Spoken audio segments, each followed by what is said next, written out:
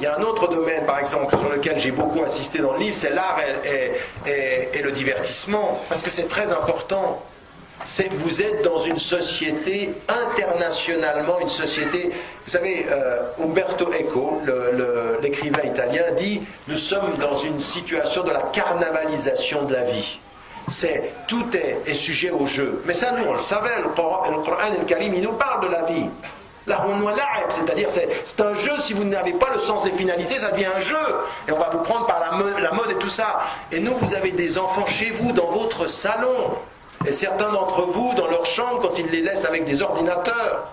Parce qu'il y a encore des parents inconscients qui pensent qu'un ordinateur, c'est uniquement pour taper des lettres et travailler à l'école. Ils sont connectés direct sur Internet et pendant que toi tu dors, yallah.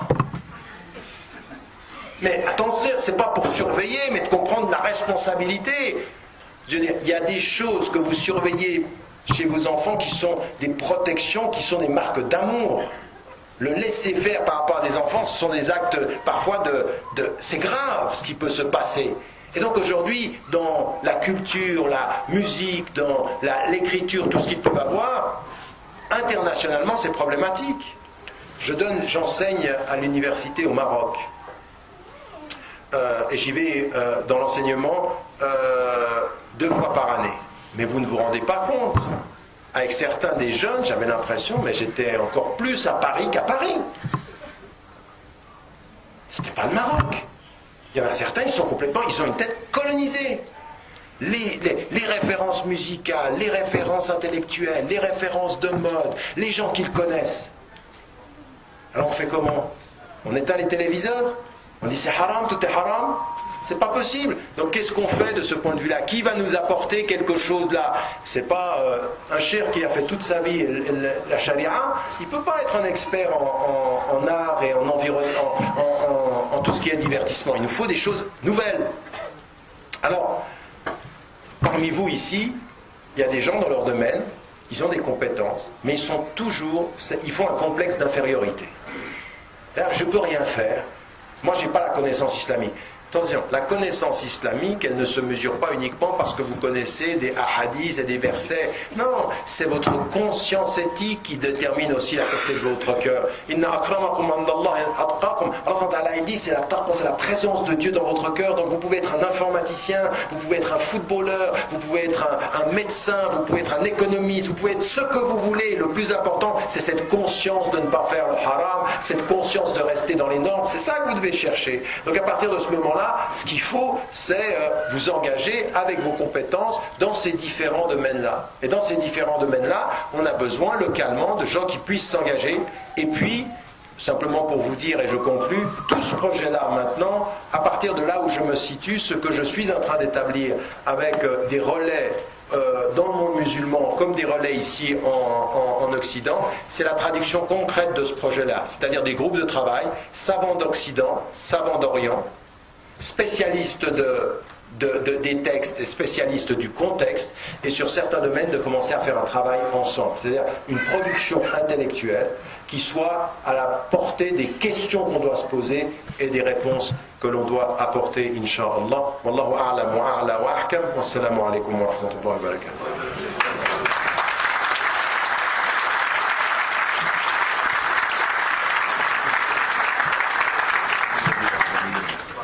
Si vous avez des questions pour une demi-heure encore, Inch'Allah.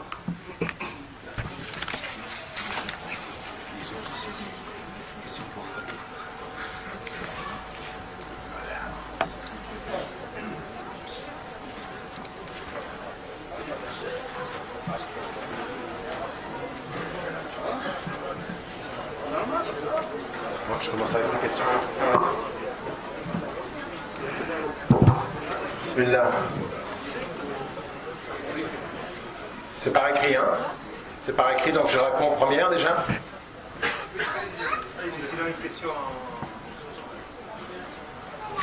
Alors, là j'ai...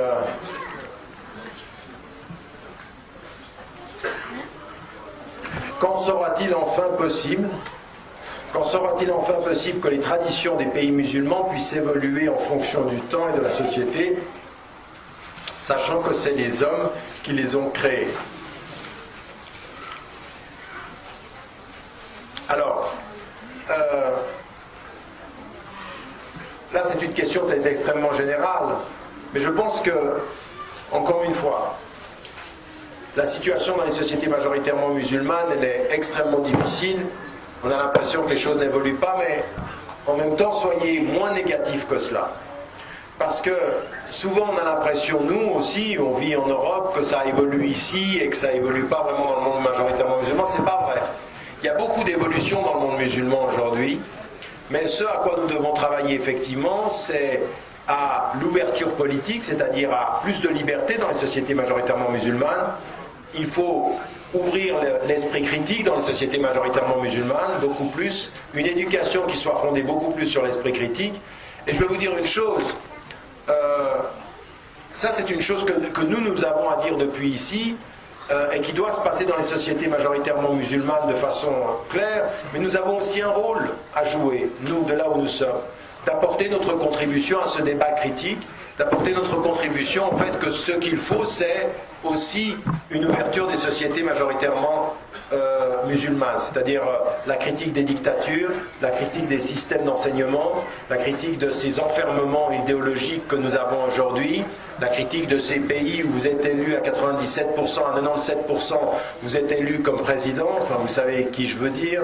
Enfin vous ne pouvez pas le dire pour certains d'entre vous, moi je le dis sans problème, et je le prends pour moi, que ce soit la Tunisie, un pays démocratique s'il en est, l'Égypte, mon pays, qui est non seulement une dictature, mais plus que cela, qui est un pays traître, qui est l'allié objectif de la politique de blocus d'Israël aujourd'hui, tout ça, il faut les critiquer. Alors encore une fois, de là où nous sommes, nous devons faire ce travail, mais nous, il faut que nous ayons une attitude intelligente.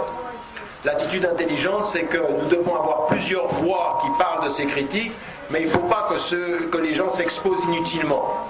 C'est-à-dire que ce n'est pas un Tunisien d'aller commencer à critiquer toute la Tunisie et de mettre tout le monde en danger.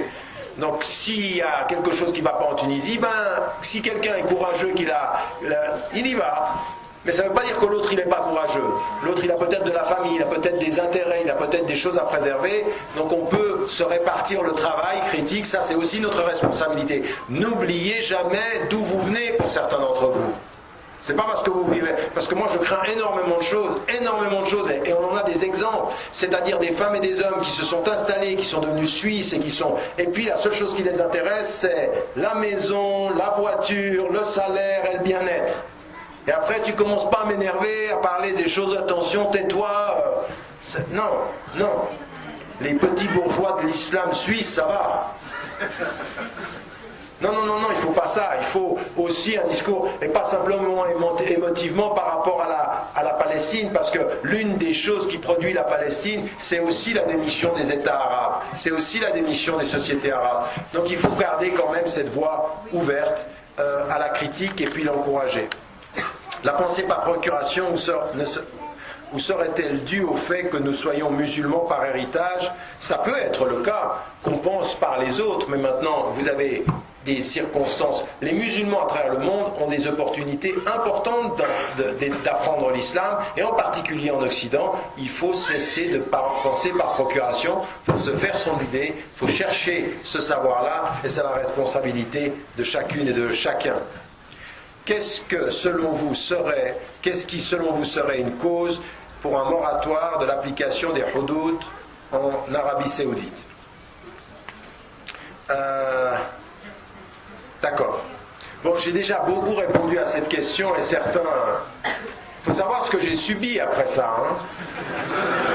Parce que je ne peux pas entrer en Arabie Saoudite, c'est une chose, mais même dans certaines associations, on ne m'invitait plus.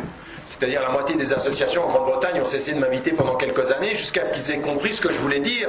Parce que certains m'ont jugé avant de me lire, comme je vous l'ai dit. Mais même aussi ici, certains m'ont dit « Mais qu'est-ce qu'il raconte, Tarek? Qu'est-ce qu'il est en train de faire ?» Je leur ai dit « Mais attendez, est-ce que vous m'avez entendu une seule fois dire qu'il n'y avait pas de nusus qat'iyya, shar'iyya qui ne se discutait pas? J'ai jamais dit ça. Et quand j'ai vu Cheikh Youssouf al-Qardawi et qui m'a dit « Tu as remis en cause les nusus al-qat'iyya », je lui ai dit « Mais où ça ?» Je me suis aperçu, encore une fois, il a d'autres préoccupations et il y a l'âge, mais il n'avait pas lu le texte et il me l'a dit clairement. Et ensuite il a revu son jugement il n'est pas d'accord avec la méthode, mais le seul qui a pris une position après lecture dans un premier temps, le seul c'était Cheikh Ali Gomra qui a lu le Moufti d'Égypte, et puis ensuite il y en a d'autres dans le monde au Maroc, Cheikh Chenkriti par exemple, qui est venu parler, dit moi je comprends l'essence même de ce que tu dis. Moi ce que je dis c'est que les textes sur la peine capitale, dans le Coran et la Sunna, les châtiments corporels, dans le Coran et la Sunna, et la lapidation, uniquement dans la Sunna, il n'y a pas de référence directe dans le Coran, eh bien, ce sont des textes où il n'y a pas de discussion sur Sariq ou Sariqatu faqta'u aydiyahum, il n'y a pas de discussion, il n'y a pas de discussion, le texte est authentique, il est clair. Mais si Omar ibn al-Khattab ne l'a pas appliqué, en période de famine, c'est que le texte ne se suffit pas, il faut les conditions de son application. C'est shurut tatbiq. Et ma position est celle-ci. Regardez le monde tel qu'il est. Regardez la situation des sociétés riches. Et dites-moi si les conditions sont applicables. Et ma position, c'est qu'elles ne le sont pas. Pourquoi? Parce que dans les sociétés riches, il y a de la corruption. Parce que dans les sociétés riches, quand tu es riche et que tu es prince saoudien, tu peux voler la moitié de ton pays, personne ne te touche parce que tu es prince. Mais quand tu es pakistanais, philippin, tu prends la moitié d'une pomme, on te coupe la main. Et on va me dire que ça c'est la justice. Aux États-Unis, alors ça c'est dans un pays comme... Mais aux États-Unis la même chose, si vous êtes noir, vous avez 5 fois plus de risque d'être condamné à mort parce que vous êtes noir et parce que vous n'avez pas l'argent de l'avocat. Est-ce que c'est possible ça? C'est pas possible. Donc il ne faut pas s'arrêter à Qatriyat et Nas. Et Shurut et Tatbiq, c'est-à-dire est-ce que c'est... Alors raison pour laquelle je dis, j'ai 3 questions savants. 1, que disent vraiment les textes sur ça, parce que vous entendez des choses qui sont contradictoires. 2, quelles sont les conditions d'application. 3, dans quel contexte? Dans quel contexte? Est-ce que vous allez aller dans un pays africain et yallah on va appliquer alors que les gens sont déjà victimes et pauvres? Et que ce qu'on est en train de faire, remarquez, regardez les chiffres. 99% des applications des hudud aujourd'hui à l'heure où je vous parle, c'est ou les femmes ou les pauvres. Jamais les riches. Alors qu'Omar ibn al-Khattab, quand le riche est venu avec son servant, et que le servant il a dit il ne me donne pas le salaire, il lui a dit si tu ne lui donnes pas ce qu'il lui a dit, c'est à toi que je coupe les 2 mains. S'il en appliquait ça au prince, il y aurait beaucoup de princes qui seraient... C'est la vérité. Donc ma position elle est celle-ci, elle est de dire les textes sont les textes sans discussion. Les conditions doivent être réunies. Et donc, dans la non-réunion des conditions, il faut arrêter et il faut ouvrir une discussion entre les savants pour qu'on nous dise voilà quelles sont les étapes, voilà quelles sont les priorités, voilà ce qu'on doit faire. Je n'ai pas dit qu'il ne fallait pas mettre en prison ou condamner des coupables. J'ai dit il y a loin entre condamner quelqu'un à la prison et lui couper la main. Ou la lapidation, ou ces choses-là. Puis en plus, sur la lapidation, il faut entendre un certain nombre de savants qui vont très très loin, mais qui n'osent même pas le dire en public. Cheikh Youssef al-Qaradawi, il parle de Zappa et il dit il est arrivé à une position sur el-Rajm, il a dit ceci et il l'a écrit, il dit je ne veux pas la dire au public. Parce que si je la dis au public, la réaction sera telle qu'en fait il avait compris que la dire au public, ça allait lui enlever la crédibilité. Parce que, et Youssef al-Qaradawi, Cheikh Youssef al-Qaradawi, il ajoute qu'est-ce que cette communauté où les savants n'osent même plus dire ce qu'ils pensent parce qu'ils ont peur d'une communauté qui ne sait pas. C'est-à-dire, je vais vous dire, au Maroc, au Pakistan, en Jordanie, en Indonésie, et parmi les savants qui sont autour de moi, j'ai eu des savants qui sont venus vers moi et qui m'ont dit on est d'accord avec toi, on ne le dira pas publiquement.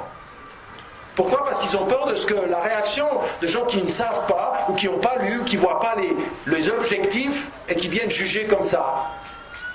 Donc ça, on ne peut pas, c'est une communauté, il faut qu'on fasse très très attention à ne pas être soumis à l'émotivité populaire. L'émotivité populaire, c'est pas bon du tout. Et maintenant, salafiste. Interprétation des textes par la compréhension des premiers siècles préférés, c'est-à-dire les 3 premières générations. Pourquoi c'est hafid? Non, ce que je dis, et je l'explique pas dans ce livre-là, mais je l'explique dans un autre livre précédent, la différence entre, il y a salaf et salih, ceux qui sont les 3 premières générations. Vous allez avoir dans l'histoire plusieurs personnes qui vont se référer. Il y a un autre domaine, par exemple, sur lequel j'ai beaucoup insisté dans le livre, c'est l'art et le divertissement, parce que c'est très important. Vous êtes dans une société, internationalement, une société... Vous savez, Umberto Eco, l'écrivain italien, dit « Nous sommes dans une situation de la carnavalisation de la vie. » Et j'y vais dans l'enseignement 2 fois par année. Mais vous ne vous rendez pas compte. Avec certains des jeunes, j'avais l'impression, mais j'étais encore plus à Paris qu'à Paris. C'était pas le Maroc. Il y en a certains, ils ont une tête colonisée. Les références musicales, les références d'amour, le laisser-faire par rapport à des enfants, ce sont des actes parfois c'est grave ce qui peut se passer. Et donc aujourd'hui, dans la culture, la musique, dans l'écriture, tout ce qu'ils peuvent avoir, internationalement, c'est problématique. J'enseigne à l'université au Maroc. Encore des parents inconscients qui pensent qu'un ordinateur c'est uniquement pour taper des lettres et travailler à l'école. Ils sont connectés direct sur internet et pendant que toi tu dors, yallah. Mais attention, c'est pas pour surveiller, mais de comprendre la responsabilité. Je veux dire, il y a des choses que vous surveillez chez vos enfants qui sont des protections, qui sont des marseilles. Tout est sujet au jeu. Mais ça, nous, on le savait, le Coran et le Karim, il nous parle de la vie. C'est-à-dire c'est un jeu, si vous n'avez pas le sens des finalités, ça devient un jeu. Et on va vous prendre par la mode et tout ça. Et nous, vous avez des enfants chez vous, dans votre salon. Et certains d'entre vous, dans leur chambre, quand ils les laissent avec des ordinateurs. Parce qu'il y a